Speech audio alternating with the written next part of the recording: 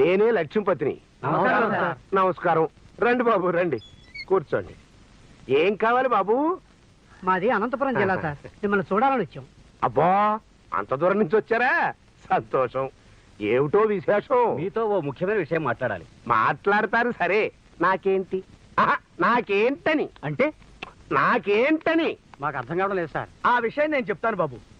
మీరు అంత దూరం అనంతపురం నుంచి వచ్చారు కాబట్టి మా అయ్యగారి ప్రతిభా విశేషాలు తమకు తెలుసుండవు. ఈ చుట్టుపక్కల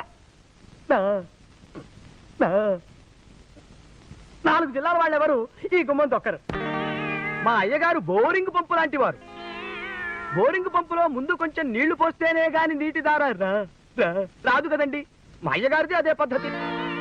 చేతిలో కొంచెం బరువు పెడితేనే గాని ఎవరితోనూ మాట్లాడరు. అసలు వాడిని చూస్తేనే తెలుస్తుంది కదండి. ఆ మొహం చూడండి.